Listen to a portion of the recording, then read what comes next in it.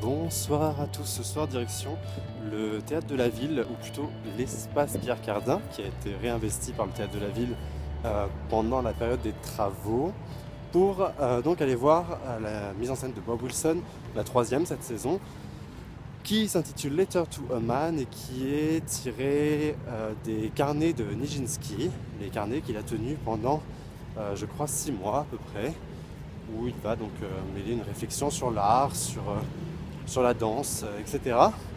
Et donc, c'est interprété par Baryshnikov, le célèbre danseur Baryshnikov.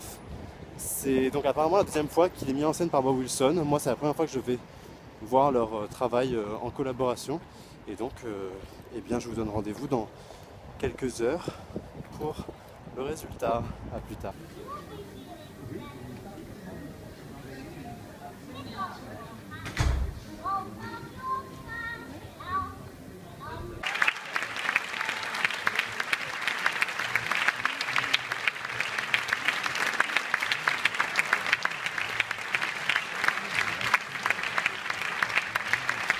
Bon, alors donc je suis assez partagé quand même. D'un côté, il y a quelque chose d'hyper intéressant avec la façon dont il a traité le matériau textuel en faisant presque un objet chorégraphique avec beaucoup de répétitions, de répétitions avec différentes voix, des nuances aussi dans ces répétitions.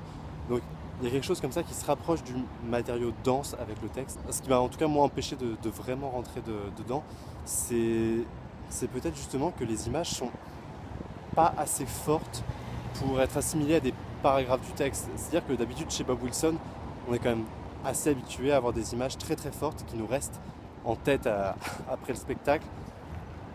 Là on ne retrouve pas tout à fait ça, même si les images et le travail de la lumière est toujours de haute qualité, ça c'est indéniable. Après effectivement on avait une esthétique quand même des images en flash, qui sont autant de flash que cette pensée un peu troublée, un peu saccadée, qui elle aussi fonctionne par flash. Donc oui, d'un côté on sent que le concept est réfléchi et fonctionne. Dans les faits ensuite, peut-être qu'il fonctionne un peu moins, en tout cas pour ce qui va être de l'émotion et de rentrer vraiment dans le texte de Nijinsky, c'est un peu compliqué. Je trouve qu'un des plus beaux passages, c'est quand même là où il évoque sa relation avec Diaghilev et où le personnage est avec une chaise et danse avec cette chaise.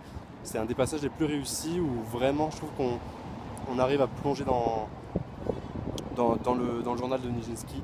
Ouais, voilà, c'est tout ce que j'ai noté pendant le spectacle. De toute façon, c'est un spectacle assez court quand même, hein. On est sur 1h10 de spectacle, c'est un seul en scène.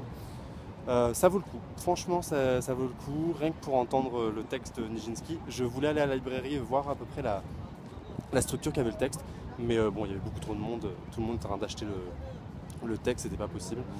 Donc je ne sais pas, je ne sais pas à quoi, je peux pas le comparer au matériau textuel puisque je ne sais pas du tout à quoi ça ressemble, je l'ai jamais lu. Mais en tout cas, je pense qu'il y a quand même eu un gros travail de fait dessus. Voilà, et la grande roue tourne, tourne, tourne.